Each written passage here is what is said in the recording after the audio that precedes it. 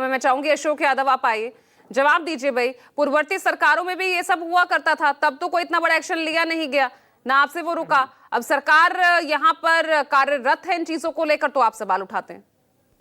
देखिए पूजा जी, मैं तो इंतजार कर रहा था कि हमारे मित्र यशवंत सिंह जी बोले कि पूरे देश में अगर पेपर लीक हो रहा तो उसके लिए नेहरू जी की नीतियां जिम्मेदार हैं, और उत्तर प्रदेश में अगर पेपर लीक हो रहा तो उसके लिए समाजवादी पार्टी की सरकार, बहुजन समाज पार्टी की सरकार जिम्मेदार है। योगी जी की सरकार, मोदी जी की सरकार बिल्कुल दूध की धुली हुई है। सारी पूर्ववर्ती सरकारों को ऐसे पेपर लीक हो रहा है। भाई साहब आपको प्रणाम।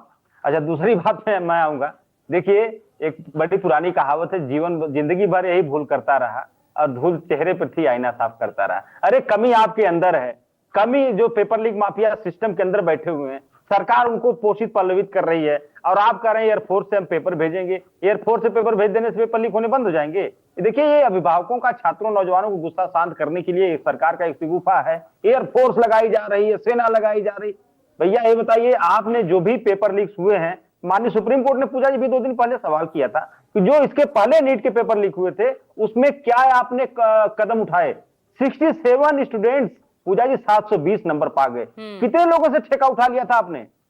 720 नंबर पाने के लिए कितने लोगों से ठेका उठा लिया था आप लोगों ने? 67 बच्चे 720 नंबर पा गए। उसके वजह से आज बताइए 2024 और 2 साल हो गए, कितने लोगों को उन्होंने पनिश किया? तमाम कानून का हवाला दे रहे थे। कितने लोगों को जो अवैध संपत्तियां अर्जित किए थे पेपर लीक करा करके, कितने घरों बुलडोजर चला, कितने लोगों का इनकाउंटर हुआ? अगर ये सब कार्रवाइयां हुई होती ना पूजा जी, मैं दावे के साथ कह रहा हूं पेपर लीक होने बंद हो गए होते।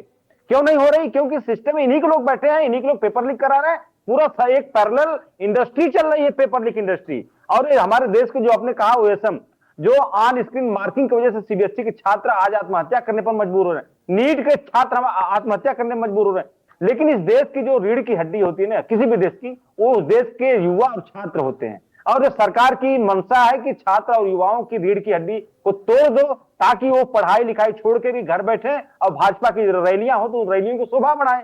तो यही सरकार की मंशा है। इसलिए जो सरकारी अध्यापक हैं उन टीचरों की ड्यूटी कभी जो है सांड पकड़ने में लगाई जाती है, कभी भूसा उठाने में लगाई जाती है, कभी कुछ लगाई जाती है, ताकि वो पढ़ा ना पाए। हमारे छात्रों के साथ एक कहानी तो हो रही है, क्या किया जाए फिर? क्या क्या किया जाए? अब सरकार एक्शन लेती दिख रही है तो आप सवाल उठा रहे हैं, तो क्या करे फिर?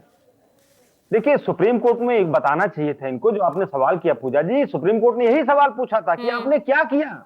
सरकार ने कुछ नहीं किया, बल्कि उनको प्रमोट कर दिया। जो एनटीए के चीफ थे जोशी साहब, उनके दुलारे, उनको प्रमोट कर दिया और अच्छी जगह बैठा दिया। तो करना तो सरकार की मंशा पे डिपेंड करता है कि अगर सरकार चाह ले, वास्तव में अगर सरकार चाह ले, जिस दिन पेपर लीक होने बंद हो जाएंगे, ये गारंटी के साथ मैं कह रहा हूं। लेकिन सरकार की मंशा ठीक नहीं है। सरकार की मंशा दूसरी है कि छात्र नौजवान इसी तरह से दर दर की ठोकरें खाते रहें और आखिर में हमारे पार्टी की शोभा बढ़ाएं, हमारी रैलियों में आए, जयकारे लगाएं, धर्म बचाने की लड़ाई लड़े सड़कों पर। लेकिन